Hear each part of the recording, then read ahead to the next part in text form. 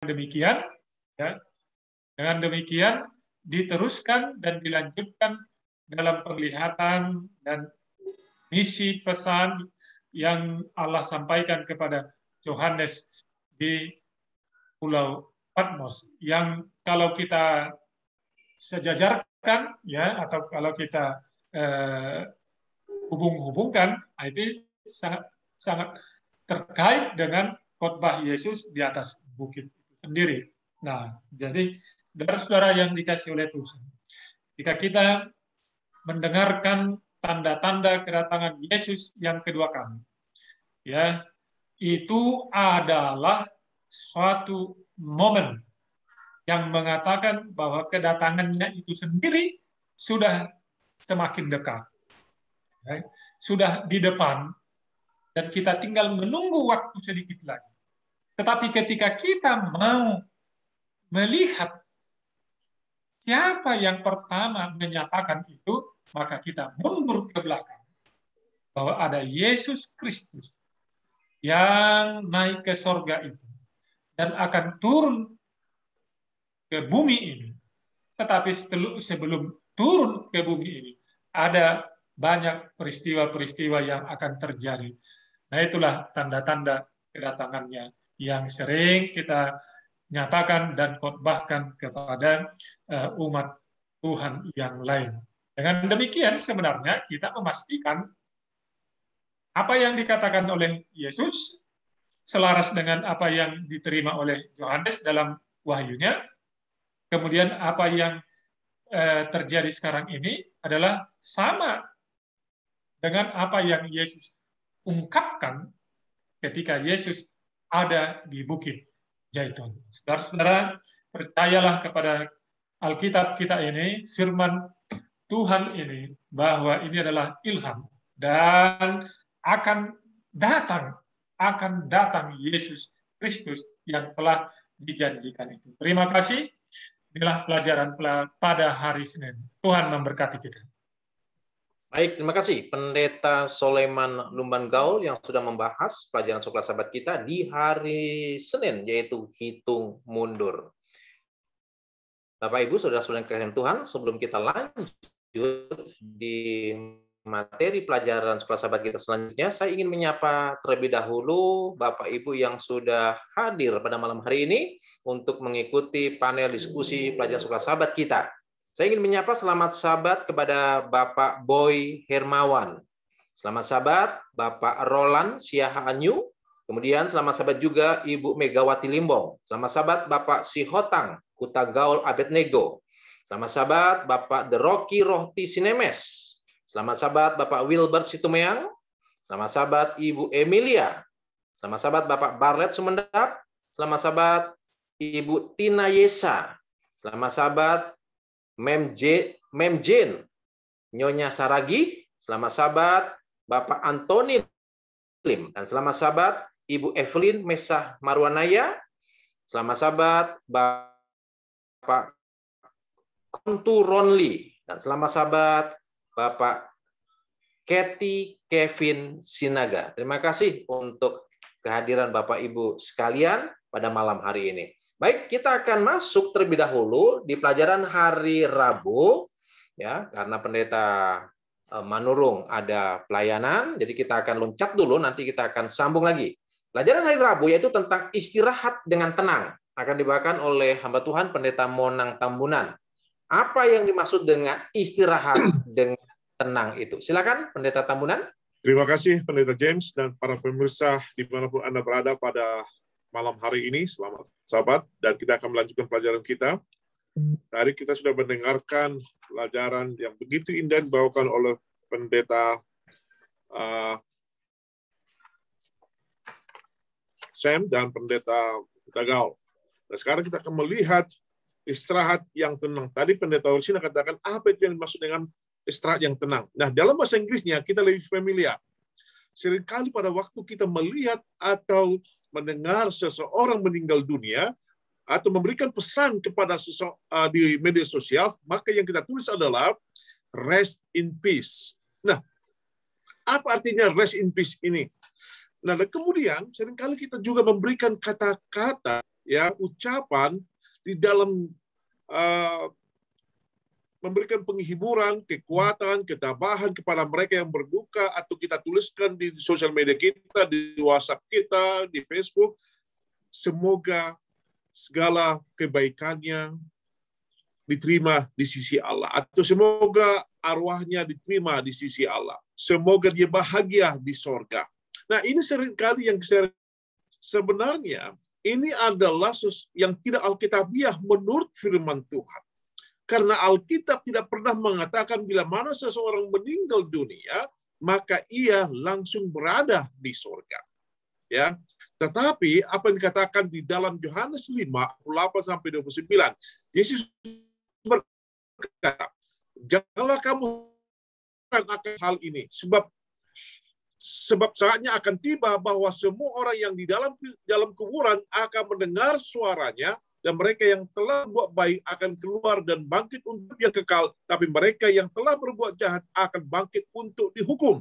Nah, jelas sekali Yohanes mengerti dan memahami arti rest in peace itu, atau kematian itu. Dia katakan bahwa barang siapa yang meninggal dunia, ia akan berada di dalam kuburan sampai kedatangan Yesus yang kedua kali.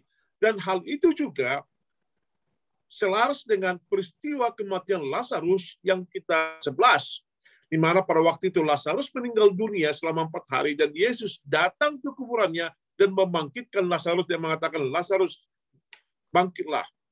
Nah, saudaraku sekalian, kita melihat bahwa pada waktu Lazarus mati, ia tetap berada dalam kubur. Nah, kemudian kita menemukan di Alkitab juga bahwa Yesuslah satu-satunya yang baka. Ya, di dalam 1 Timotius 6 ayat 16 dia berkata, dialah Yesus Kristus, satu-satunya yang tidak takluk kepada maut, bersemayam dalam terang yang tak terhampiri. Seorang pun tak pernah melihat dia, dan memang manusia tidak dapat melihat dia. Baginya lah hormat dan kuasa yang kekal. Nah, kita lihat di sini bahwa manusia tidak sama seperti Yesus. Manusia mati. Lalu kemudian 1 Korintus 15 ayat 51-55, Rasul Paulus memberikan kepada kita sesuatu pernyataan yang membawa kita kepada satu kesimpulan bahwa kematian itu adalah sementara. Nah, Yohanes dan Rasul Paulus menyebutkan kematian itu adalah tertidur, ya, dengan istilah tidur. Nah, di dalam Yohanes pasal 11, pada waktu berita tentang Lazarus sedang sakit, disampaikan berita kepada Yesus. Yesus mengatakan bahwa sahabatku Lazarus sedang tertidur. Ya, nah, arti tertidur, murid-murid tidak mengerti pada waktu itu. Kalau dia tertidur, Tuhan, dia pasti akan bangun. Tetapi arti tertidur atau tidur atau sedang tidur yang dimaksudkan oleh Yesus, ia sudah meninggal dunia, sedang beristirahat, rest in peace. Itulah sebabnya Yesus datang mengatakan, ia akan datang untuk membangkitkan dia. Nah, coba kita perhatikan apa kata Paulus di dalam 1 Korintus pasal 15 ayat 51-55. Dia kata demikian, sesungguhnya aku akan menyatakan kepadamu satu rahasia. Nah, ini rahasia menurut Paulus, ya, karena memang pada zamannya banyak orang percaya bahwa bila mana orang itu mati, kalau dia baik, maka jiwanya akan naik ke surga. Tapi kalau dia jahat, akan tinggal di bumi ini.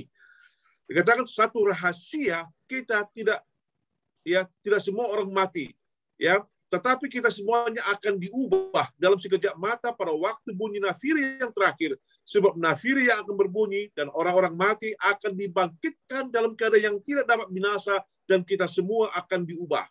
Karena apa yang dapat binasa ini harus menggunakan yang tidak dapat binasa, dan yang dapat mati ini harus menggunakan yang tidak dapat mati. Dan sesudah yang dapat binasa ini mengenakan yang tidak dapat binasa, dapat mati ini mengenakan yang tidak dapat mati, maka akan genaplah firman Tuhan yang tertulis, hai maut, maut telah ditelan dalam kemenangan.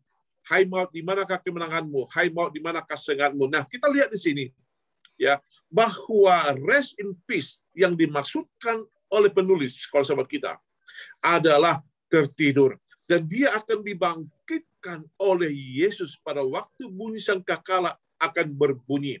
Nah, kemudian kita membaca juga di dalam Pengkhotbah 9 ayat 5 yang mengatakan demikian.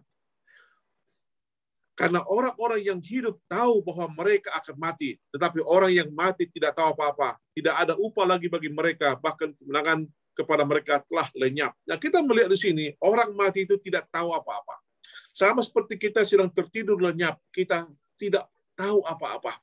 Jadi kita kadang-kadang dalam tertidur kita sedang unconscious, tidak mencadarkan diri apa yang sedang terjadi dalam sekitar kita karena kita sedang tertidur. Nah, di dalam Mazmur 146 ayat yang ke-5, Mazmur juga mengatakan demikian. Ya, berbahagialah orang yang mempunyai Allah yang sebagai penolong, yang harapannya pada Tuhan Allahnya. Ya, jadi kita lihat di sini ayat 4 kalau dalam bahasa Indonesia. Apabila nyawanya melayang, ia kembali ke tanah, lenyaplah maksudnya. Nah, Mazmur mengatakan bila waktu seseorang meninggal dunia, dalam Mazmur 146 ayat 4, Adam diciptakan pada waktu diciptakan oleh Tuhan, mereka dijadikan atau dibuat dari debu tanah. Dan Allah mengatakan, engkau juga akan kembali ke tanah bila engkau meninggal dunia. Kemudian di dalam Daniel pasal 12, ayat yang pertama dan kedua, ini kita membaca satu pengharapan yang diberikan oleh Daniel tentang akhir zaman. Dikatakan demikian, pada waktu itu juga akan muncul Mikael, pemimpin besar itu, yang akan mendampingi anak-anak bangsamu, dan akan ada satu waktu kesesakan yang besar seperti yang belum pernah terjadi sejak ada bangsa-bangsa pada waktu itu. Dan banyak dari antara orang-orang yang tidur. Nah, Daniel menggunakan kata tidur untuk referensi kepada kematian. Saya baca kembali, dan banyak dari antara orang-orang yang telah tidur dalam debu tanah, di dalam kubur, akan bangkit sebagian untuk mendapat hidup yang kekal, sebagian lagi mengalami kehinaan dan pengertian yang kekal. Nah, sangat jelas dikatakan di dalam ayat ini bahwa orang mati itu adalah sedang tertidur. Nah, kenapa ini penting kita ketahui? Karena seringkali kita mempunyai satu keyakinan bahwa orang-orang yang mati itu arwahnya masih bergantayangan. Nah, kalau ia tidak baik, kalau matinya tidak baik, maka ada sebuah tradisi yang dilakukan banyak orang untuk mengusir roh-roh jahat dari rumah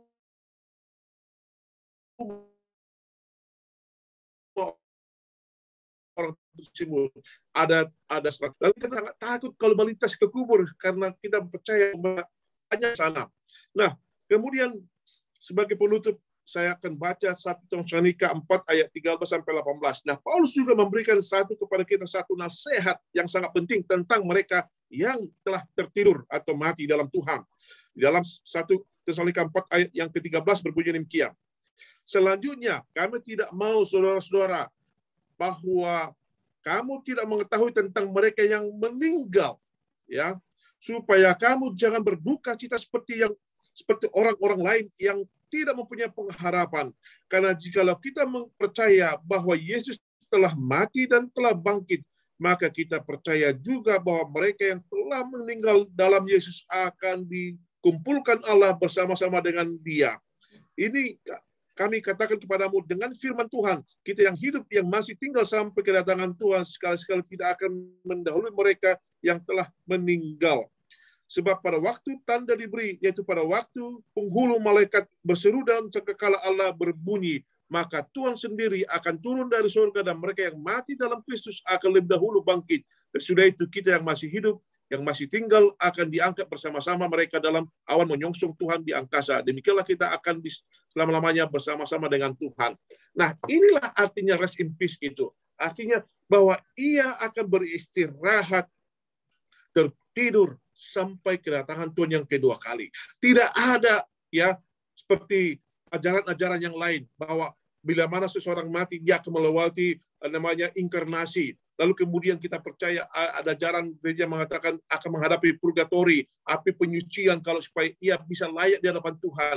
Tidak jelas firman Tuhan mengatakan bahwa orang itu pada waktu dia meninggal, ia sama seperti orang tidur. Dan kalau waktu dia tertidur, maka Tuhan akan membangkitkan orang itu pada waktu Yesus datang kedua kali. Dan pengharapan bagi kita sebagai rest in peace, Paulus mengatakan, janganlah kita ya mempunyai pengharapan yang sia-sia. Kalau kita percaya kepada Yesus Kristus, bahwa Yesus telah mati dan bangkit, maka barang siapa yang menjadi anak-anak Kristus akan mengalami pengalaman yang sama seperti pelajaran hari Minggu yang mengatakan, sebagaimana Yesus naik ke surga, demikian juga ia nanti akan turun, dan bila mana dia datang kedua kali, maka kita pun akan naik bersama-sama dengan Kristus, dengan orang-orang yang telah mati dalam Yesus Kristus, dan kita akan tinggal bersama-sama dengan Allah. Pertanyaan bagi kita sekarang, apakah kita rindu mendapatkan rest in peace yang sebenarnya di dalam Yesus Kristus? Karena rest in peace dalam Kristus adalah pengharapan akan kebangkitan yang kedua kali dan kehidupan yang kekal yang sudah Dia berikan kepada kita. Inilah pelajaran yang bisa saya berikan pada malam hari ini. Saya kembalikan kepada host kita, Pendeta Ursina. Terima kasih. Baik, terima kasih Pendeta Tambunan yang sudah membahas pelajaran kita di hari Rabu berkaitan dengan keadaan orang mati. Selanjutnya kita akan masuk di pelajaran hari Selasa. Ya, pelajaran hari Selasa yang akan dibahas oleh Pendeta Agus Manurung tentang siap melaksanakan instruksi. Instruksi apa yang harus dilaksanakan? Silakan Pendeta Manurung untuk membahas pelajaran sekolah sahabat kita di hari Selasa.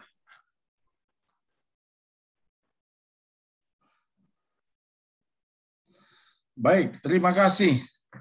Tentu kita memahami bagaimana istirahat yang terakhir ini akhirnya ada dua kelompok, ya.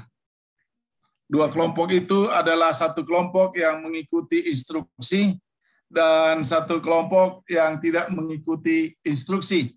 Yaitu sebabnya kelompok ini kita bisa baca dalam Wahyu pasal 14, yaitu dalam pekabaran 3 malaikat yang sering kita pahamin. Itu sebabnya kelompok yang pertama adalah kelompok yang mengikuti pekabaran 3 malaikat ini yang di dalamnya ada sembahlah Allah yang telah menciptakan langit, bumi, dan segala isinya, penghakiman sudah tiba, dan keluarlah dari Babel. Dan tentu ini mengindikasikan ada dua kelompok. Pertama tentu ketika berbicara tentang kelompok yang mengikut Allah atau setia kepada Allah, dan yang kedua adalah kelompok yang menjadi penyembah tanda binatang itu. Kita bisa melihat endingnya, bahwa mereka yang setia kepada Allah atau mengikuti Allah, mereka akan menerima istirahat yang terakhir itu, karena mereka telah mempertahankan imannya. Tapi penyembah binatang atau tanda binatang itu, mereka tidak pernah menerima istirahat yang sejati karena mereka akan dibakar, dihukum di api neraka, disiksa, ya. Dan ini menjadi akhir daripada dua instruksi itu. Itu sebabnya menjadi tantangan bagi kita yang mengenal atau memahami pekabaran 3 malaikat ini. Pertama, saya mau katakan bahwa tujuan nubuatan tentang pekabaran 3 malaikat yang sedang terjadi ini bukan berbicara bahwa kita akhirnya hanya duduk tenang-tenang saja, tidak. Justru ketika kita pahami pekabaran 3 malaikat tadi, kita sedang diajak untuk menyampaikan pekabaran ini ke seluruh dunia, yang isinya adalah telah tiba saat penghakiman itu, dan sembahlah Allah yang menciptakan langit dan bumi. Ini harus disampaikan, tidak ada kata tidak. Dan kita mau bukan hanya kita yang mengenal atau memahami isi pekabaran instruksi itu, tetapi semua orang harus kita upayakan agar mereka mendapat istirahat yang terakhir itu di dalam kerajaan sorga. Itu sebabnya saudara-saudara umat Tuhan yang saya kasihi, sebagai orang Advent yang memahami tentang pekabaran 3 malaikat, yang disebut juga kebenaran masa kini yang terdapat dalam 2 Petrus 1 ayat 12. Kita ini ditentukan menjadi satu model cara hidup menyembah Allah dan cara hidup sebagai seorang yang setia kepada Allah dan menyampaikan pekabaran ini. Itu sebabnya berita tentang pekabaran Injil yang kekal, kebenaran yang masa kini, pekabaran 3 malaikat. Ini harus menjadi kesukaan bagi kita untuk menyampaikannya kepada banyak orang. Itu sebabnya menjadi satu panggilan bagi kita, karena instruksi ini akhirnya berdampak 2, seperti saya katakan di awal tadi, bagaimana orang yang mengikuti instruksi setia kepada Allah dan penyembah binatang yang akhirnya tidak mendapat hari perhentian itu, ini harus disampaikan. Tidak boleh hanya berhenti di saya, tidak boleh hanya berhenti di saudara, tapi ini harus disampaikan kepada banyak orang. Suka nggak suka, karena kita ingin lebih banyak orang mendapat perhentian yang kekal bersama-sama dengan Tuhan di kerajaan surga. Jadi biarlah pelajaran ini sedang mengajak saudara dan saya. Kita harus siap menyampaikan yang saya sebutkan tadi. Dalam sekolah sahabat ini disebutkan pekabaran 3 malaikat, pekabaran masa kini, Injil yang kekal itu. Dan semua orang harus tahu, karena Tuhan merindukan setiap orang beristirahat untuk yang terakhir di surga. Demikian James dari hari Selasa. Tuhan memberkati. Baik, terima kasih Pendeta Manurung.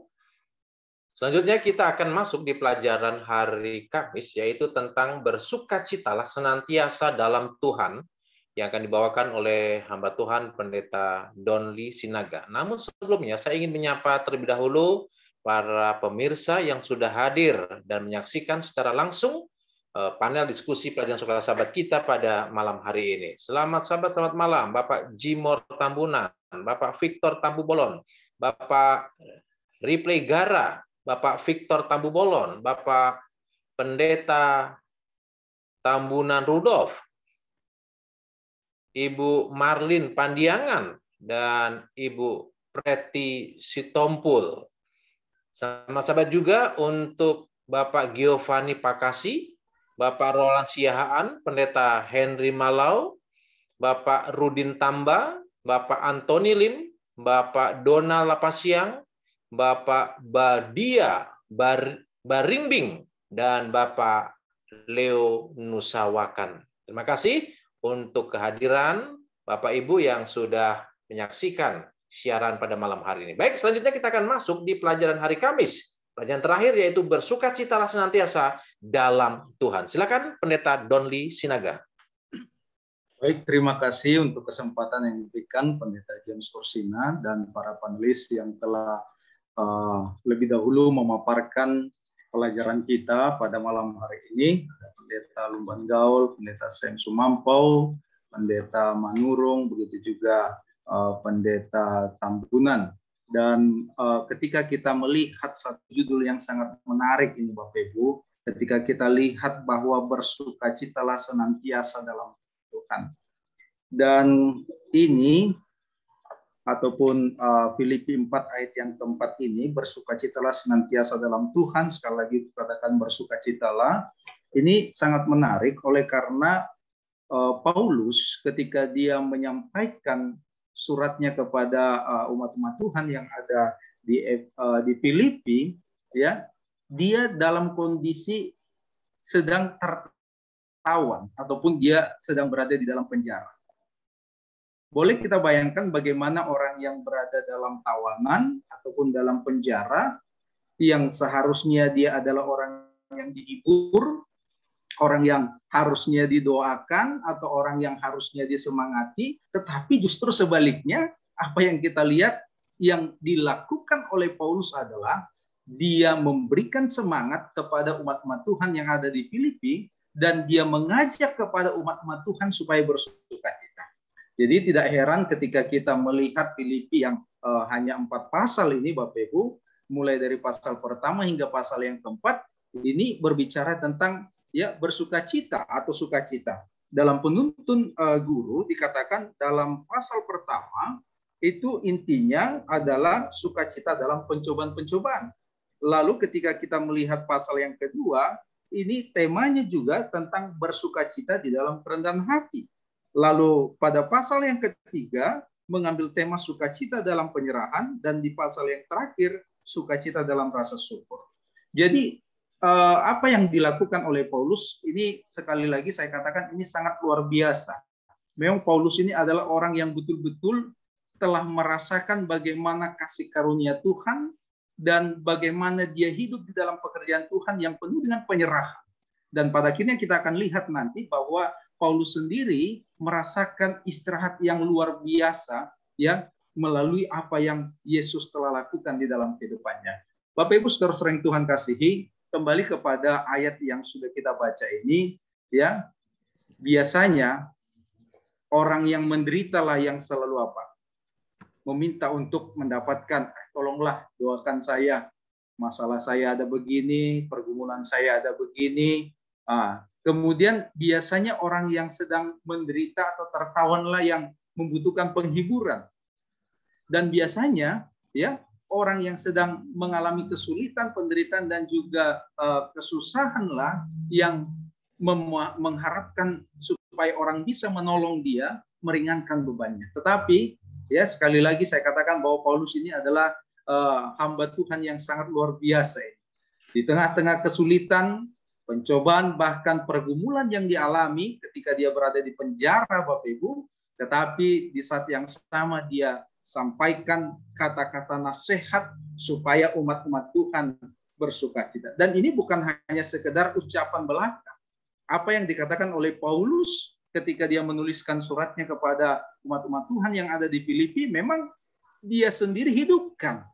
Ya, dia sendiri hidupkan. Inilah umat Tuhan, ya hamba Tuhan yang sangat penuh dengan integritas, Bapak Ibu.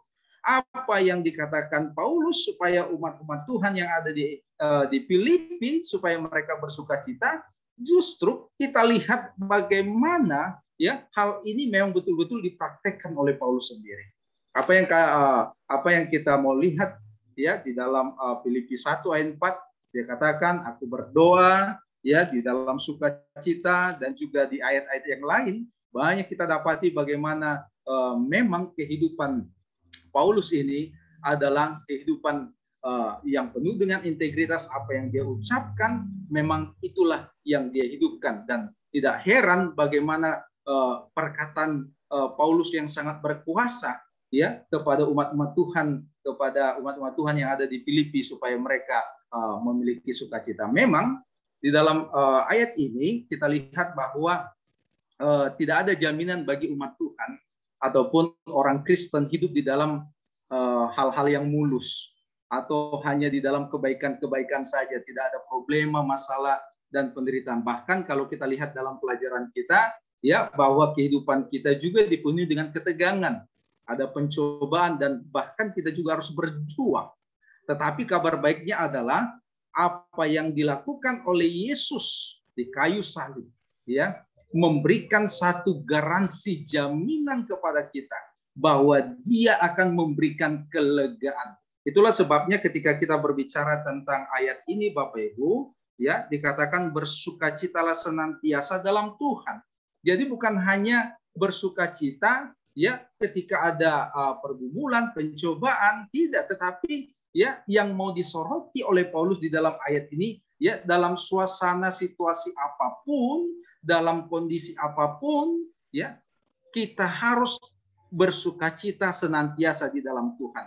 Bagaimana kita sanggup menghidupkan kehidupan yang bersukacita? Oleh karena kita berada di dalam Tuhan. Jadi ketika kita berada di luar Tuhan, tentu ini mustahil untuk kita boleh lakukan. Melihat bagaimana pergumulan kehidupan kita, apalagi ya di masa-masa pandemi sekarang ini sangat luar biasa, Bapak Ibu. Kesulitan-kesulitan datang, kesulitan-kesulitan ada di tengah-tengah kehidupan kita, bahkan di tengah-tengah umat-umat Tuhan. Tetapi ketika umat-umat Tuhan ya yang ada di dalam Kristus dikatakan bersukacita senantiasa dalam Tuhan, pasti akan memiliki istirahat yang penuh dengan pengharapan itu. Apa yang kita mau lihat kembali di dalam pelajaran ini ya, bahwa GPS kita ataupun firman Tuhan, Alkitab kita ya memberikan petunjuk kepada kita bagaimana kita boleh mendapatkan sukacita di dalam Tuhan. Sekalipun memang apa yang mau kita lihat dalam pelajaran kita ini bahwa seperti yang saya katakan tidak ada perjalanan umat-umat Tuhan yang mulus. Terkadang penuh dengan kerikil-kerikil, kemudian jalan yang sempit, lumpur, dan yang lain-lainnya yang digambarkan dengan persoalan, problema, tantangan, dan hal-hal kesulitan lainnya. Tetapi ketika kita menggunakan GPS kita, seperti pelajaran kita katakan, bahwa pada akhirnya kita akan boleh tiba sampai kepada perhentian terakhir itu. Saudaraku yang dikasihi oleh Tuhan Yesus, hal lain yang disoroti oleh pelajaran kita adalah di dalam pelajaran kita bahwa Paulus ketika dia menyampaikan bersukacitalah senantiasa, dia sangat-sangat memiliki keyakinan yang pertama bahwa kewarganegaraan kita ini bukanlah di dunia, tetapi kita adalah warga negara sorga. Artinya apa? Bahwa bagi Paulus, sekalipun dia mengalami penderitaan, kesulitan di dunia ini, tetapi ada satu iman pengharapan bagi dia bahwa kelak di istirahatan ketika kelak di sorga. Kemudian yang kedua di dalam pelajaran kita juga disoroti bagaimana sekalipun mungkin kematian itu yang sudah dijelaskan oleh hamba Tuhan Pendeta Tambungan tadi, yang digambarkan dengan istirahat atau tidur, ya, tidur rest in peace tadi Bapak Ibu, ya. Tetapi bagi Paulus, dia memiliki keyakinan kelak ketika Yesus datang kali yang kedua, sekalipun kita sudah beristirahat, sudah meninggal, tetapi kita akan dibangkitkan menggunakan tubuh yang baru. Saudaraku yang dikasihi oleh Tuhan Yesus, ini sangat menarik ini. Bagaimana Paulus mengimani kedua hal ini. Bahkan mengimani bahwa Yesus kedatangan juru selamat. Ya, seperti yang sudah disampaikan oleh Pendeta Manurung tadi. Itulah yang mendorong dia untuk tidak takut menghadapi kesulitan-kesulitan, pencobaan-pencobaan, sehingga di dalam pelayanan pekerjaan Tuhan, Paulus betul-betul menikmatinya dengan mendapatkan sukacita di dalam Tuhan. Tentu ini juga menjadi kerinduan kita. Ya, sekalipun kehidupan kita penuh dengan pencobaan, ya, tantangan, pergumulan, ingatlah apa yang Yesus telah lakukan di salib, memberikan satu jaminan kepada kita bahwa kita pun kelak akan boleh memiliki pengharapan bahwa kita akan memiliki istirahat ketika mungkin kita saat ini diizinkan Tuhan untuk beristirahat lewat kematian. Tapi ketika kita membuka mata kita, maka kita akan memandang Yesus telah datang untuk menjemput umatnya yang percaya. Ini menjadi kerinduan kita bersama Bapak Ibu. Itulah sebabnya kita harus bersuka cita di dalam Tuhan. Mungkin ini yang boleh saya sampaikan dan saya kembalikan kepada Pendeta Ursina. Pendeta Sinaga yang sudah membahas pelajaran Soklat Sahabat kita di hari Kamis, yaitu di hari Kamis bersukacitalah senantiasa dalam Tuhan.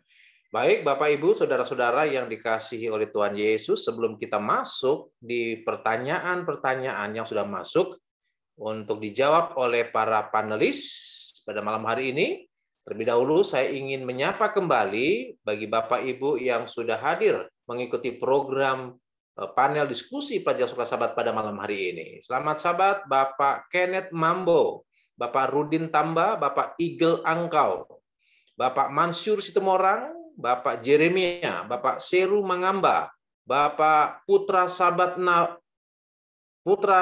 Sinaga, Bapak Wilbert Sitomeang, Bapak Osben Panjaitan, Bapak Binsar Sihotang, Ibu Margaret Mamora, Bapak Heriwala, Ibu Nelly Padaunan, dan Bapak Heri Wala, serta Ibu Siti. Ada juga Opung Moses Nadia yang sudah hadir pada malam hari ini. Baik, tiba saatnya kita akan menjawab pertanyaan-pertanyaan yang sudah masuk di ruang komentar di Facebook, dan nanti para panelis akan memberikan jawaban berkaitan dengan pertanyaan dari Bapak Ibu sekalian. Yang pertama, ini pertanyaan dari Bapak Antoni Lim. Ya, pertanyaan dari Bapak Antoni Lim. Pertanyaan adalah, bagaimana jika kita meninggal, apakah sebagai umat Advent boleh dikremasi? Ya, jadi pertanyaannya adalah, bolehkah orang Advent dikremasi? Silakan Pendeta Monang Tambunan untuk menjawab pertanyaan dari Bapak Anthony Lim.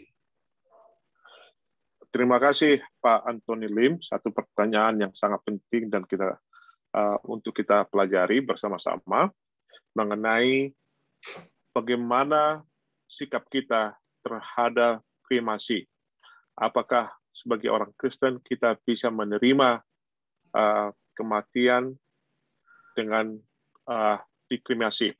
Nah, gereja kita, sejauh yang saya tahu, ya bisa saya salah, tidak mempunyai posisi yang jelas tentang kremasi, tetapi mempunyai posisi yang jelas tentang keadaan orang mati. Dengan cara dikuburkan sebagaimana yang lazimnya kita lakukan selama ini, yaitu ada acara funeral service atau acara pemakaman, yaitu bahwa badi yang sudah meninggal itu akan dibawa ke liang kubur lalu dikuburkan. Dan tidak lazim bagi kita untuk membakar akan mayat yang sudah meninggal. Nah, tapi tradisi ini menjadi sangat populer sekarang ini, khususnya di masa-masa pandemik ini, khususnya di negara-negara Cina dan juga India. Nah, apakah kita sebagai orang Advent bisa menerima ini? Nah, seperti saya katakan tadi, di dalam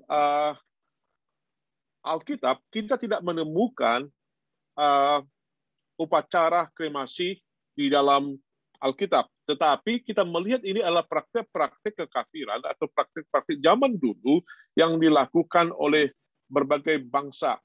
Nah, sebagai referensi, di dalam 1 Samuel 31, ayat yang ke-11, ya, dikatakan demikian.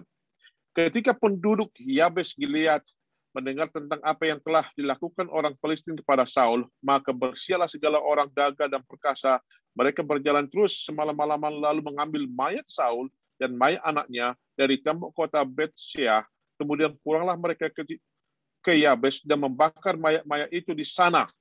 Ya, kita lihat di sini, membakar mayat itu di sana. Mereka mengambil tulang-tulangnya lalu menguburkannya di bawah pohon tamarin di Yabes. Sesudah itu berpuasalah mereka 7 hari lamanya. Jadi kita lihat di sini bahwa ada satu peristiwa bahwa di Alkitab ada pembakaran. Tetapi ya, tulang-tulang mereka dikuburkan, ya, diambil. Nah, sekarang saya melihat di dalam policy gereja kita bahwa seperti yang saya katakan tidak ada posisi yang jelas, tetapi tidak juga dilarang, ya, khususnya di negara-negara maju seperti Amerika, di mana upacara funeral service sangat mahal, ya.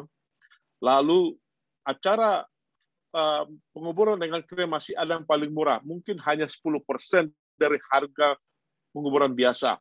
Sehingga ini menjadi satu alternatif yang banyak dilakukan oleh orang-orang Kristen, termasuk orang Advent, di dalam menguburkan orang kekasih-kekasih mereka, dan abunya nanti mereka simpan atau mereka kuburkan. Nah, satu hal yang perlu kita ketahui tentang kematian, ya, bahwa kita percaya bagaimanapun keadaan orang mati dan bagaimanapun situasi pada waktu dia meninggal dunia, entah dia meninggal dunia pada waktu kecelakaan di laut atau dia meninggal dunia pada waktu dia terbakar, ya, satu malapetaka kebakaran, atau pada waktu ia mendapatkan ledakan bom, tubuhnya tercapek-capek kemana-mana. Pada waktu Yesus datang kedua kali, ya, inilah mukjizat yang terjadi, bahwa tubuh itu akan kembali, ya. Tetapi satu hal yang perlu kita ketahui, bahwa tubuh yang diubahkan tidak sama seperti tubuh pada waktu dia masih hidup. Ya, atom-atom yang ada dalam tubuh kita akan berbeda. Ya, kita tidak tahu bagaimana tubuh yang baka seperti yang akan kita nikmati nanti, yang akan kita lihat nanti pada waktu datang kedua kali, pada waktu kita ubahkan segala mata. Tetapi yang pasti adalah bahwa Tuhan sangat luar biasa, ya. Bagaimanapun kematian kita, bagaimanapun keadaan kita pada waktu kita meninggal dunia, walaupun tubuh kita tidak bisa utuh, tapi Tuhan akan mengembalikan itu menjadi satu individu atau ciptaan yang baru. Dan kita masing-masing bisa naik ke surga. Ini mungkin pandangan yang bisa saya berikan. Kalau ada dari tanggapan dari rekan-rekan panelis yang lain bisa ditambahkan. Terima kasih.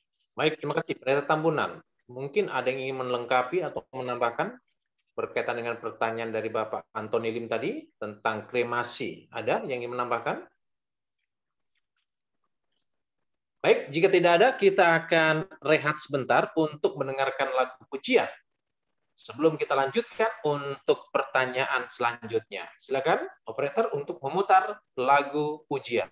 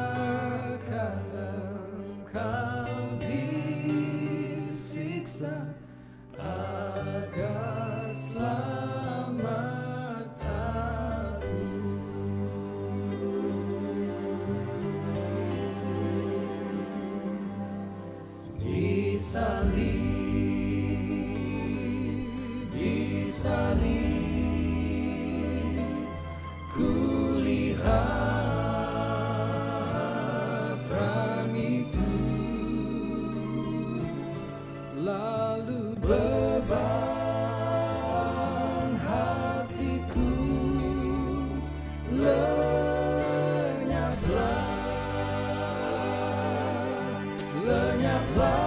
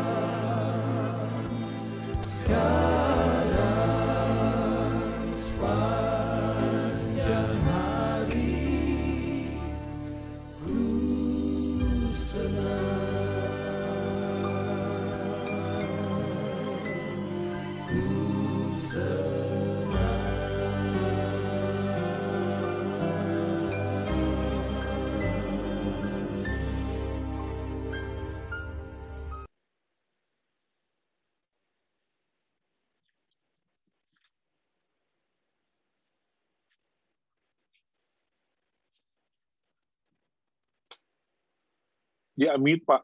Iya. Baik, terima kasih untuk lagu pujian yang sudah kita dengarkan pada malam hari ini. Kiranya itu boleh menjadi berkat bagi kita masing-masing. Baik, selanjutnya kita akan lanjutkan dengan pertanyaan-pertanyaan yang masuk. Yang berikut ini adalah pertanyaan dari Bapak Wilbert Situmeang. Ya, pertanyaan dari Bapak Wilbert Situmeang. Pertanyaan adalah sebagai berikut. Terakhir kali ada peristiwa klimaks di seluruh dunia. Hanya 8 orang di seluruh dunia yang siap untuk itu. Sedikit sekali. Mengapa demikian? Apakah karena mereka tidak beragama atau tidak percaya kepada Tuhan? Bagaimana dengan kedatangan Yesus yang kedua kali? Apakah perbandingan yang selamat masih sama? Perubahan apa yang perlu dilakukan agar tidak gagal kembali? Sehingga jumlah yang diselamatkan tidak sedikit? Mohon pencerahannya. Baik, nanti ada 2 pendeta yang akan menjawab pertanyaan ini, karena ada beberapa pertanyaan saya lihat, nanti biar saling melengkapi jawabannya. Jadi yang pertama adalah Pendeta Soleman Lumban Gaul, dan nanti akan disambung oleh Pendeta Sam Sumampau. Silakan Pendeta Soleman Lumban Gaul.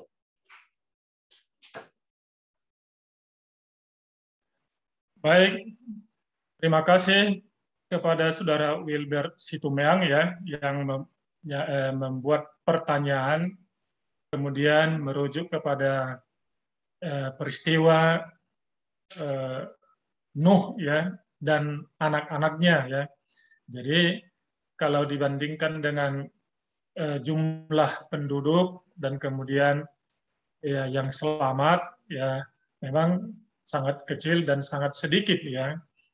Nah, demikian juga kalau dibandingkan dengan peristiwa Lot ya. Hanya satu keluarga. Suami kemudian 2 anak, kalau istrinya di tengah jalan gagal ya atau menjadi tiang garam. Nah, jadi Nuh dengan anak-anaknya yang sudah berkeluarga, maka totalnya 8. Kemudian Lot dan anak-anaknya sendiri ya belum berkeluarga, walaupun istrinya harus menjadi batu garam di tengah perjalanan. Nah, sekarang masuk ke peristiwa kita nanti ya. Nah, peristiwa kita ini apa nih? Akhir zaman ini. Nah, jadi benar saja apa yang dikatakan oleh Saudara Wilbert. Nah, apa nih? Yang mana nih? Apakah mereka tidak percaya atau memang tidak menurut ya? Jadi pada prinsipnya dua-duanya ya tidak ada di dalam prinsip rohaninya, tidak percaya dan tidak menurut. Nah, itu sebenarnya seiring sejalan. Kalau sudah percaya pada umumnya menurut. Abraham percaya kepada Allah dan kemudian dia menurut, Abraham menurut. Dan kita juga demikian, sebagai umat Tuhan kita percaya, kita menurut. Nah, jadi perbandingannya bagaimana nanti dengan orang yang atau kita yang hidup di akhir zaman ini. Ya. Dengan 2 contoh itu ada benarnya apa yang Yesus katakan ya, bahwa banyak yang terpanggil ya, tetapi sedikit yang terpilih, ya kan kira-kira begitu ya. Sama juga dengan peristiwa Bahtera Nuh, ya bagaimana setelah peristiwa itu hujan turun ya, maka disitulah mereka percaya ya, tapi sudah terlambat. Dan kemudian ke pernyataan Yesus sendiri atau kalimat yang keluar dari Yesus sendiri, jangan dikaburkan katanya. Banyak yang memanggil nama Tuhan, Tuhan, Tuhan ya, tetapi aku tidak percaya dan aku tidak mengenal Engkau. Banyak yang terpanggil ya, tetapi sedikit yang terpilih. Banyak juga contoh yang kita bisa lihat ya, konteks terpilih ini dan juga terpanggil ini ya. Seperti peristiwa-peristiwa dalam peperangan Perjanjian Lama ya, Gideon ya, dan memilih, menyortir ya istilahnya, menseleksi tentara-tentara yang siap perang adalah dengan cara-cara yang unik, dan dialah yang terpilih ya, yang terpanggil banyak, yang terpilih sedikit. Nah, jadi tetapi kalau masuk ke pernyataan dalam buku Wahyu ya, bahwa aku melihat ya begitu banyak umat-umat Tuhan seperti pasir di laut ya. Nah, jadi saya sih percaya menurut kitab Wahyu bahwa banyak orang percaya kalau sudah digabungkan sejak dari perjanjian lama ya, Abraham mulai dari Adam, kemudian kepada kita sekarang ini. Jadi kalau di total itu seperti nyanyian Musa dalam buku Wahyu, bahwa banyak orang, banyak, dan tidak terhitung banyaknya, tidak terhitung, banyak sekali. Nah, jadi yang mungkin yang dimaksud pertanyaan ini, kalau posisinya pada umat Tuhan pada akhir zaman yang sekarang ini, nah bisa saja sedikit saja ya, tetapi kalau digabung semua mulai dari zaman Adam ya sampai kepada kita, Alkitab mengatakan dalam buku Wahyu jumlahnya banyak seperti pasir di laut. Terima kasih, Tuhan memberkati. Baik, terima kasih Pendeta Luman Gaul. Silakan langsung Pendeta Sumampa untuk melengkapi jawaban Pendeta Luman Gaul. Baik, terima kasih Pendeta Hursina. Jadi mengapa demikian terjadi hanya 8 orang pada zaman Nuh? Alkitab sangat jelas mengatakan di dalam Kejadian pasal 6 ayatnya yang ke-11, oleh karena orang-orang di bumi telah rusak di hadapan Tuhan, dan juga orang-orang di bumi ini penuh dengan kekerasan. Jadi kalau ditanya apakah mereka beragama atau tidak percaya kepada Tuhan, soal dia beragama atau tidak atau percaya kepada Tuhan, yang penting Alkitab mengatakan bahwa mereka sudah rusak. Maksud saya begini, kalaupun dia beragama, punya agama, katakanlah seperti kita agama Advent, ya, gereja Advent, tapi kalau dia rusak di hadapan Tuhan dan dia melakukan kekerasan, berarti sama, ya, sama saja seperti orang tidak beragama. Jadi kalau tanya mengapa demikian, ya oleh karena itulah ayatnya yang sudah dijelaskan, Kejadian pasal 6 ayat yang ke-11. Lalu bagaimana dengan kedatangan Yesus yang kedua kali? Apakah perbandingan yang selamat masih sama? Soal perbandingan terus terang saya tidak tahu, tapi tadi Pendeta Sulaiman Luman Gaul sudah mengatakan di dalam Wahyu pasal 15 itu nyanyian daripada Musa, bahwa ada banyak orang. Apalagi ini kan berbicara tentang istirahat yang terakhir. Jadi waktu zaman Nuh bukanlah istirahat yang terakhir. Ya, jadi itu diakumulasi dari zaman mereka yang selamat semua itu akan dibangkitkan semua, maka ya tidak bisa dibandingkan dengan peristiwa di zaman Nuh. Lalu pertanyaan terakhir itu, perubahan apa yang perlu dilakukan agar supaya kita tidak gagal lagi seperti di zaman Nuh? Saya menjawab berdasarkan apa yang kita sudah pelajari di 1 minggu ini, pelajaran kita Sabat 13. Kalau saya menghubungkan dengan apa yang tadi saya sudah jelaskan di hari Minggu, dan juga sehubungan dengan pernyataan percaya kepada Tuhan atau tidak, maka yang pertama, sebagaimana hamba Tuhan Rasul Yohanes, pada saat dia mendapatkan penglihatan yang Tuhan Yesus berikan, itulah wahyu Tuhan, itulah firman Tuhan kepada Rasul Yohanes, maka itu akan memberikan kekuatan. Kenapa dia mendapatkan kekuatan? Karena dia percaya. Jadi saya memberikan jawaban pertama itu, supaya ada perubahan, maka kita harus percaya akan firman-Nya. Kita harus percaya akan janji-janjinya. Kita harus percaya akan pekabarannya. Sekaligus kita harus percaya akan amarannya. Itu yang pertama. Lalu yang kedua, sebagaimana apa yang sudah diterangkan oleh Pendeta Agus Manurung, kalau kita percaya akan firman-Nya, kita percaya akan pekabarannya, kita percaya akan janji-janjinya, dan juga percaya akan amarannya, maka kita harus melaksanakan instruksi perintah Allah kepada kita supaya ada perubahan. Dan yang terakhir seperti yang sudah dijelaskan oleh Pendeta Sinaga tadi di pelajaran hari Kamis, maka apapun yang terjadi dalam hidup ini, kita harus bersukacita senantiasa di dalam Tuhan. Bersukacita senantiasa di dalam Tuhan. Dengan demikian, maka kita akan mendapatkan apa yang sudah dijelaskan oleh Pendeta Tambunan, rest in peace, istirahat dengan tenang. Maka kita tidak akan lagi mengulangi peristiwa di zaman Nuh. Demikian yang bisa saya terangkan. Terima kasih. Baik, terima kasih Pendeta Semampau untuk jawabannya.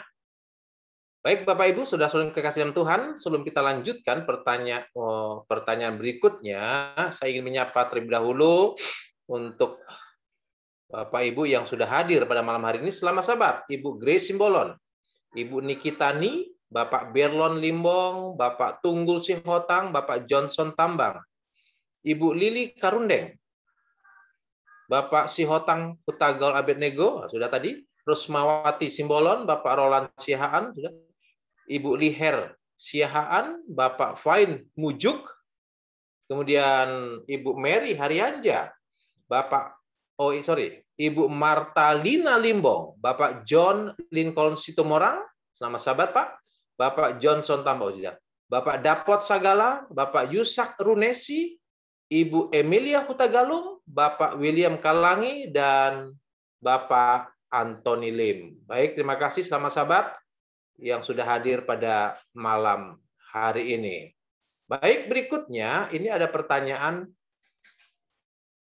dari Ibu Renike, ya, dari Ibu Renike. Katakan demikian. Selamat sahabat panelis, bagaimana kita sanggup menghidupkan yang bersukacita sementara kita dirundung banyak kesusahan dan bahkan banyak yang hampir mati oleh karena penyakit dan kelaparan. Please terangkan kata sukacita ini. Silakan Pendeta Sinaga berkaitan dengan pelajaran hari Kamis. Baik, terima kasih Pendeta James. Terima kasih untuk Ibu Renike yang telah menyampaikan pertanyaan yang sangat luar biasa. Ya, memang apa yang kita lihat ini sesuai dengan kondisi yang kita alami saat ini. Ketika COVID-19 yang sudah sangat-sangat menyusahkan seluruh umat manusia, ya, oleh karena penyakit yang sangat-sangat luar biasa ini. Ada banyak termasuk umat-umat Tuhan yang harus mengalami yang namanya istirahat sementara atau tidur di dalam Kristus lewat kematian. Bahkan ada juga orang yang harus berjuang untuk melewati masa-masa kritisnya oleh karena ya penyakit yang kita sebut tadi COVID-19 ini. Yang menjadi pertanyaan Ibu Renike, bagaimana kita sanggup untuk menghidupkan kehidupan yang bersukacita. Memang ketika kita melihat pelajaran kita, pelajaran hari Kamis ini, ada satu kalimat yang coba saya ulangi kembali dari buku pelajaran kita di hari Kamis, paragraf yang keempat, dikatakan bersukacita senantiasa dalam Tuhan. Tidak masalah situasi kita saat ini, tidak peduli cobaan apa yang sedang kita hadapi, jika kita tinggal pada Allah, pada kebaikannya, cintanya, dan pada pengorbanannya di kayu salib untuk kita dapat bersukacita di dalam Dia dan memiliki kedamaian bagi jiwa kita yang lelah. Memang ketika kita berbicara tentang bagaimana menghidupkan kehidupan bersukacita ini adalah pilihan. Bukan hanya masalah perasaan. Contohnya dalam satu atau dua kesempatan, dua momen kita boleh tetap bersukacita sekalipun mungkin ada masalah. Mungkin boleh saja kita katakan kalau masalah itu masalah-masalah yang kecil, oke lah, saya sanggup untuk melewati itu, saya masih sanggup untuk tersenyum, tertawa, dan bersukacita. Lalu bagaimana ketika masalah itu sepertinya sudah sangat-sangat menekan kehidupan kita. Masalah itu sudah sangat-sangat sepertinya kita sudah tidak sanggup lagi untuk memikul pergumulan itu. Bagaimana? Ini yang saya katakan tadi bahwa bersukacita sama seperti yang dikatakan oleh Paulus, ya, ini bukan sekedar perasaan ataupun melihat situasi, tetapi ini adalah pilihan kita. Bagaimana kita sanggup untuk bersukacita sekalipun kita kehilangan orang-orang yang kita kasihi oleh karena kematian. Bagaimana kita sanggup bersukacita sekalipun kita harus menghadapi masa-masa kritis oleh karena penyakit ataupun COVID yang datang di dalam kehidupan kita. Bapak Ibu yang dikasihi oleh Tuhan Yesus, secara khusus Ibu Renike yang menanyakan pertanyaan ini, memang intinya bahwa kita harus selalu bersukacita di dalam Tuhan sebagaimana yang dikatakan oleh Paulus. Ya, dia bersukacita di dalam Tuhan karena dia memiliki pengharapan bahwa Tuhan masih memegang kendali. Ini yang harus diimani. Ya, ketika kita melihat lanjutan daripada Filipi pasal yang keempat, ayat yang keempat itu ke bawah, ya, di situ ada banyak nasihat-nasihat bagaimana kita boleh menghidupkan kehidupan yang bersukacita. Yang pertama, kita harus percaya, ya, jangan khawatir katanya. Kemudian kita juga harus bersyukur dalam suasana situasi apapun itu, termasuk ketika kita dihadapkan kepada yang namanya perpisahan oleh karena kematian. Kemudian kita juga harus memiliki kehidupan yang kehidupan yang benar di hadapan Tuhan, memiliki hati yang benar di hadapan Tuhan, memikirkan perkara-perkara yang benar di hadapan Tuhan. Sehingga mungkin beberapa hal ini boleh kita praktekkan sehingga apa yang dirasakan oleh Paulus. Satu hal yang harus kita ingat bahwa kenapa Paulus sanggup bersukacita, ya, sekalipun kesulitan, bahkan di ayat yang lain katakan, ya, bahwa Paulus katakan bahwa hidup, ya, bagiku hidup adalah Kristus dan mati adalah keuntungan. Ini sangat luar biasa pernyataan statement ini, Bapak Ibu.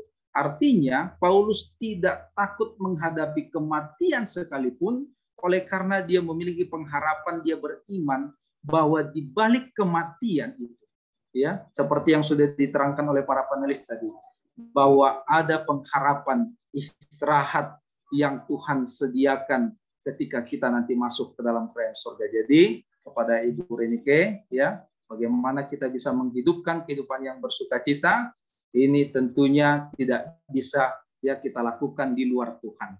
Tetapi ketika kita, ya, bersukacita senantiasa di dalam Tuhan, di dalam pelayanan pekerjaan Tuhan, di dalam kasih karunia yang telah kita rasakan, apa yang sudah Yesus lakukan di kayu salib, yang mendorong kita untuk selalu hidup sesuai dengan kehendak Tuhan, seperti apa yang sudah disampaikan oleh para panelis, sesungguhnya inilah yang memampukan kita untuk tetap bersukacita dalam situasi dan suasana apapun. Terima kasih, Pendeta Hursina.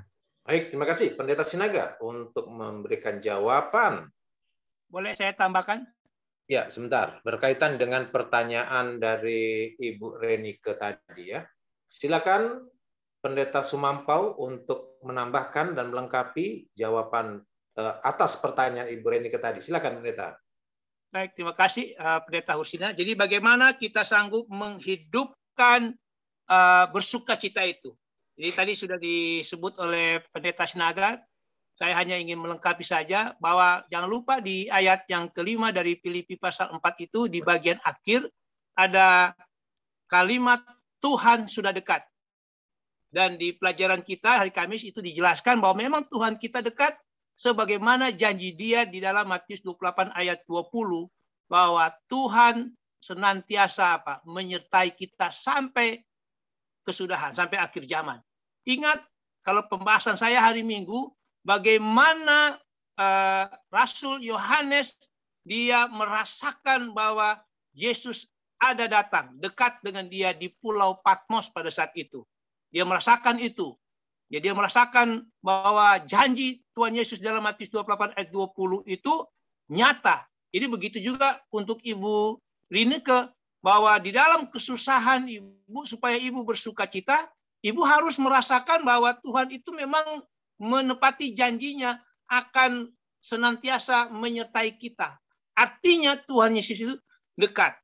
Kalau itu sudah dirasakan oleh Ibu Rineke dan kita semua, maka kita akan merasakan sukacita. Kita akan terus bersukacita di dalam Tuhan, apapun kondisi kita. Lalu tadi yang ayat yang ke-6 itu sudah dijelaskan oleh Pendeta Sinaga. Hanya itu saja yang saya mau tambahkan. Baik, terima kasih Pendeta Sumampau.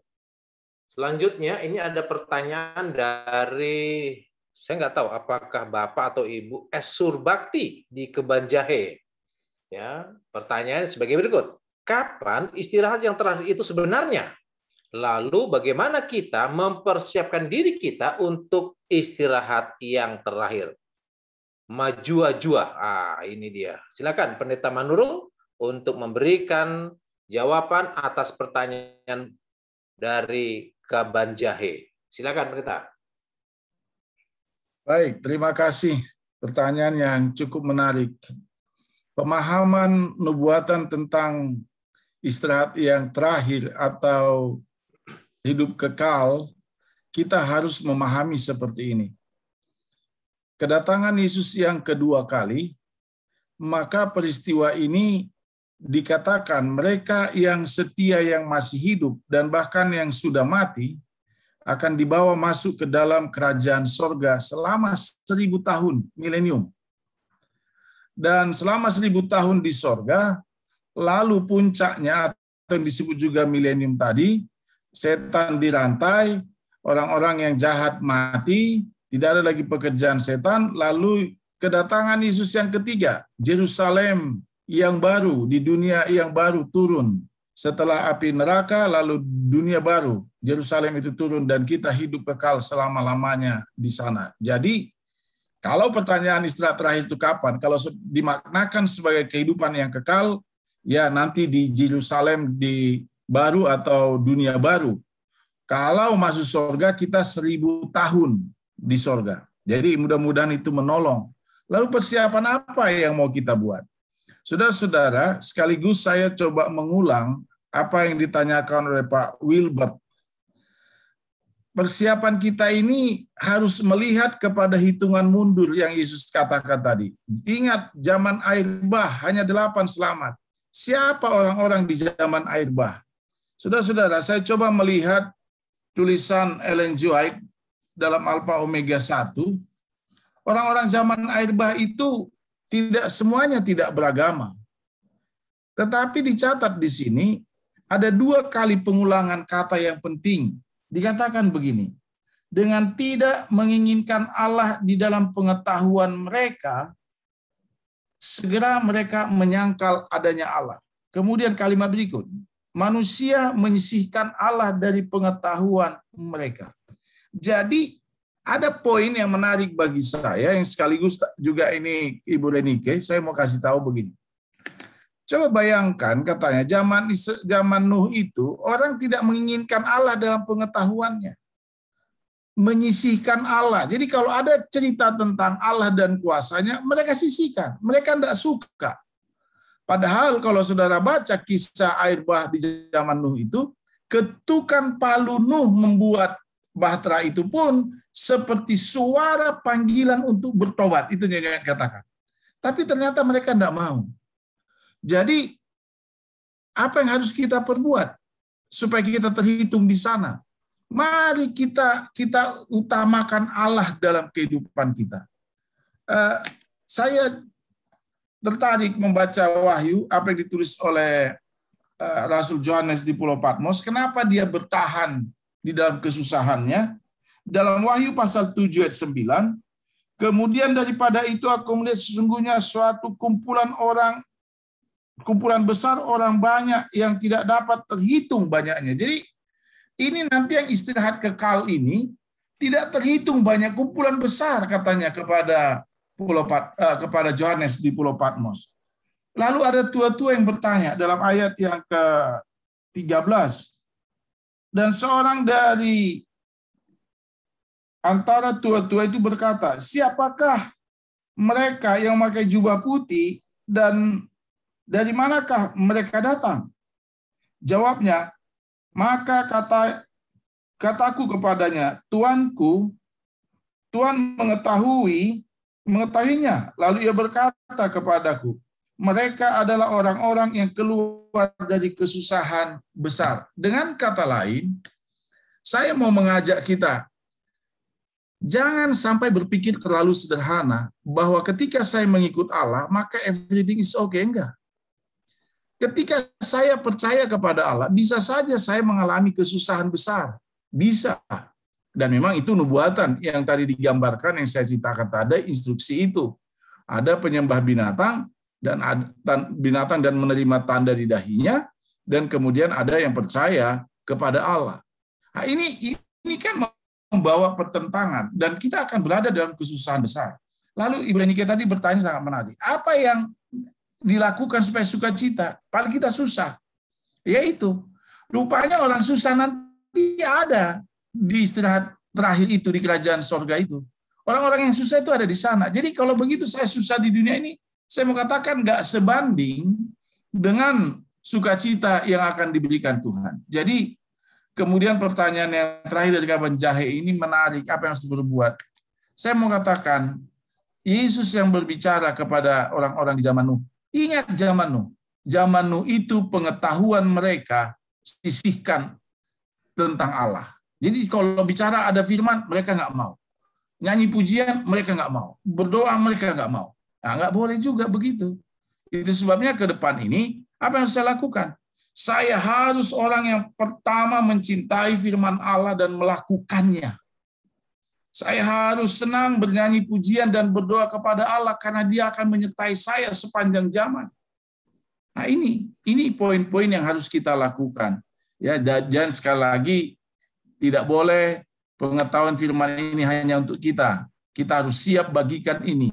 Instruksi itu harus siap kita bagikan, kita sampaikan kepada banyak orang. Jadi sekali lagi, gambaran orang yang masuk hari istirahat yang terakhir itu, ya kalau bicara di sorga kita 1000 tahun, dan kalau hidup kekal selama-lamanya, kita ada di Yerusalem atau di dunia baru. Dan tentu semua yang masuk sorga pasti berada di dunia baru, hidup yang kekal selama-lamanya. Demikian Pendeta James.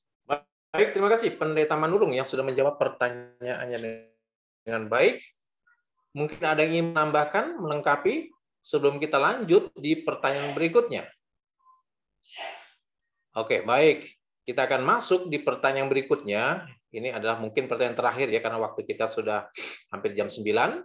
Dari Bapak Perhentian Ginting. Nanti Pendeta Monang Tambunan akan menjawab pertanyaan dari Bapak Perhentian Ginting. Pertanyaannya adalah, siap melaksanakan misi kebenaran masa kini terlihat seperti bisa dalam pelajaran hari Selasa. Bolehkah dijelaskan mengenai kata siap? Lalu selama ini apakah kita tidak siap? Padahal dari 2000 tahun yang lalu sudah Yesus perintahkan. Terima kasih Pastor dan panelis. Silakan Pendeta Tambunan. Terima kasih Pak Surubakti. Bukan, Bapak Ginting. Oh, Bapak Ginting, Perhentian Ginting, sorry. Jadi kata siap sebenarnya sudah dicanangkan dan dikumandangkan sejak dari perjanjian lama. Nah, kita mengetahui sejak tadi sempat sampaikan oleh panelis yang lain, zaman Nuh sudah mengamarkan itu, bersiap-siaplah bahwa murka Tuhan akan datang. Dan juga di dalam perjalanan bangsa Israel, Allah sudah mengamarkan juga supaya mereka bersiap-siap. Bahkan dalam penggambaran malaikat di kitab 7 jemaat juga diamarkan supaya kita bersiap-siap. Nah, Yesus juga di dalam menjawab pertanyaan murid-murid tentang akhir zaman, Dia mengamarkan supaya mereka bersiap-siap. Dan pengalaman yang dialami oleh para murid-murid pada waktu mereka tertidur di Taman Getsemani, pada waktu Yesus berdoa, Yesus mengamarkan supaya mereka bersiap-siap.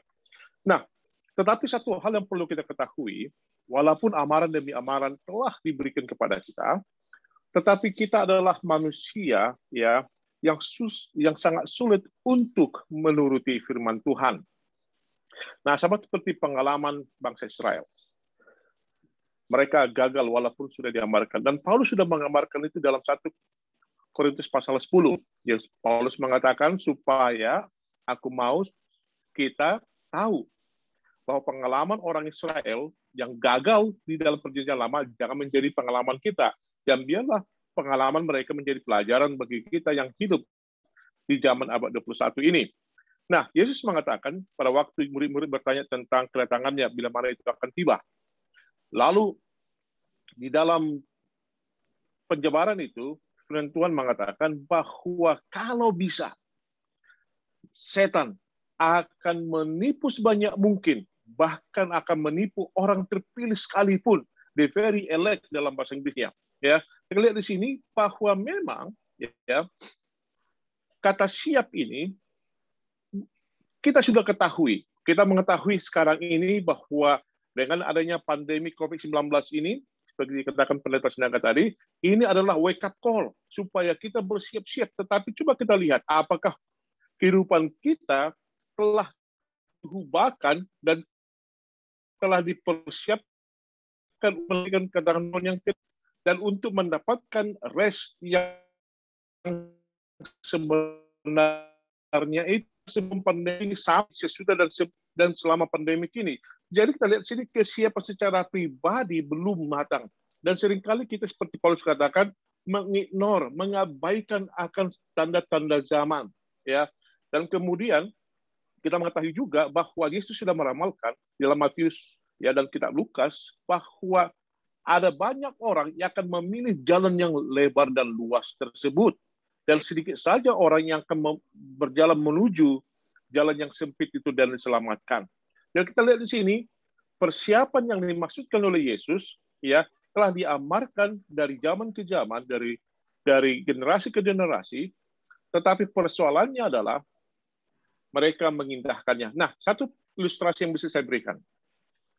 Pada waktu orang Israel keluar dari tanah Mesir, ya, mereka 40 tahun lamanya berada di padang gurun dan hanya 2 orang dewasa dari 600.000 yang keluar dari tanah Mesir yang masuk tanah Kanaan, yaitu Yosua dan Kaleb.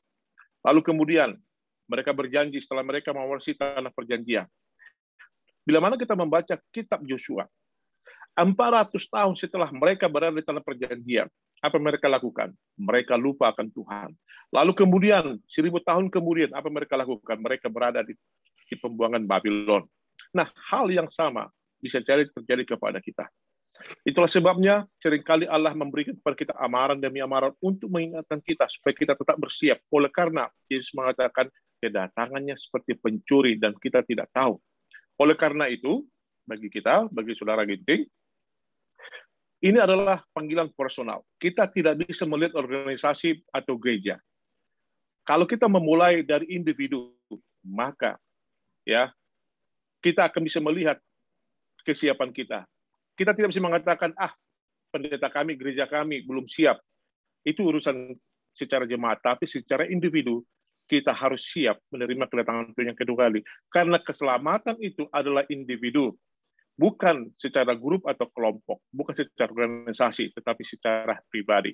Oleh karena itu, kita harus mengatakan dalam pikiran kita, saya siap akan kedatangan Tuhan kali. Saya siap untuk menjadi juru kabar Allah. Saya siap untuk menjadi pelayan-pelayan Injil. Dan saya siap untuk masuk ke dalam kerajaan surga. Kalau kita mempunyai mental itu seperti demikian, maka saya percaya kesiapan itu akan bisa kita dapatkan. Demikian yang bisa saya berikan. Terima kasih.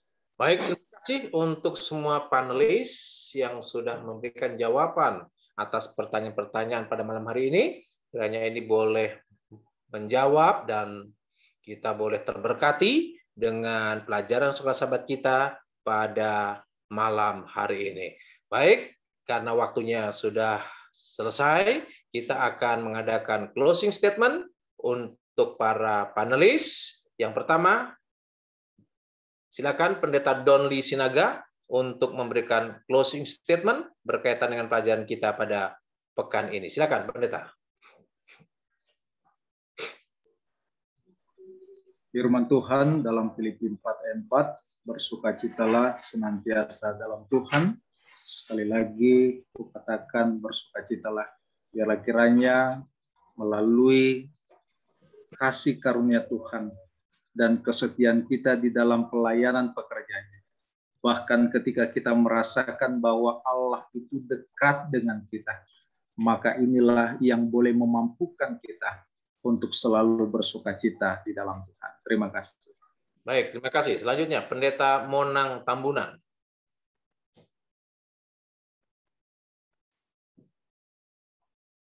Silakan, Pendeta Monang Tambunan memberikan closing statement. Jadi, saudara-saudara sekalian kasih oleh Tuhan, kita bisa mendapatkan rest in peace yang terakhir bersama Yesus Kristus dalam kehidupan kita yang sekarang ini. Bila mana kita menerima Dia dan menyambut Dia menjadi juru selamat pribadi kita. Amin. Baik, selanjutnya Pendeta Agus Manurung. Penggambaran umat Allah di akhir zaman adalah yang penting di sini ialah ketekunan orang-orang kudus yang menuruti perintah Allah dan iman kepada Yesus. Mari kita siap melaksanakan instruksi ini, karena kita adalah umat-umat Allah yang menuruti perintah Allah dan iman kepada Yesus. Terima kasih. Terima kasih. Selanjutnya, Pendeta Soleman Lumban Gaul. Baik, bila mana kita rindu untuk melihat dan merenungkan apa yang Yesus sampaikan tentang tanda-tanda kedatangannya, maka marilah kita membaca dan mereview, mengulang-ulangi pernyataan Yesus, sehingga dengan demikian kita akan dikuatkan tentang firman itu sendiri.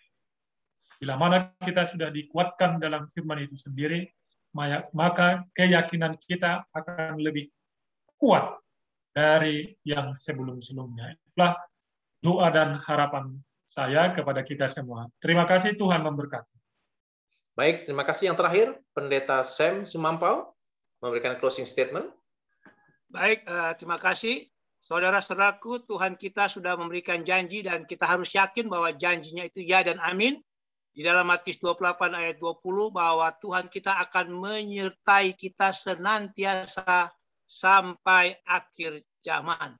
Sebagaimana Tuhan menyertai Rasul Yohanes di Pulau Patmos dengan sebuah penglihatan, maka Tuhan juga menyertai kita dengan Roh-Nya yang kudus dan juga firman Tuhan yang membekali kehidupan kita di zaman akhir ini.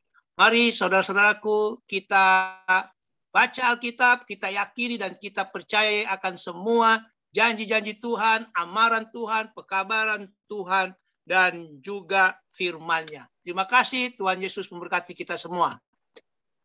Amin. Terima kasih para panelis yang sudah memberikan closing statement berkaitan dengan pelajaran suka sahabat kita pada malam hari ini. Baik, Bapak, Ibu, saudara-saudara yang dikasihi Tuhan, kita sudah mempelajari sepanjang triwulan ini tentang istirahat dalam Kristus. Dan malam hari ini puncaknya adalah kita benar-benar beristirahat bersama dengan Kristus di dalam kerajaan yang Tuhan sudah sediakan di dalam kehidupan kita. Namun, saat ini kita masih mengalami istirahat sementara. Kita masih mengalami penderitaan dan kesusahan. Namun, pastikan bahwa ketika kita beristirahat dalam Tuhan, maka kita akan mendapatkan kedamaian yang melampaui segala akal pikiran manusia. Terima kasih, selamat malam, dan pastikan minggu depan kita akan jumpa kembali di kuartal yang terakhir tahun ini.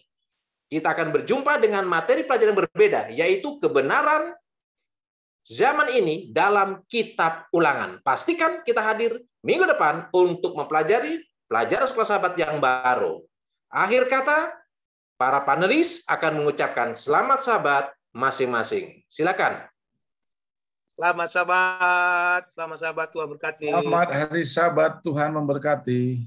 Berkati, shalom semuanya. Sampai jumpa lagi. Berdoa dulu. Berdoa, Pastor James. Berdoa.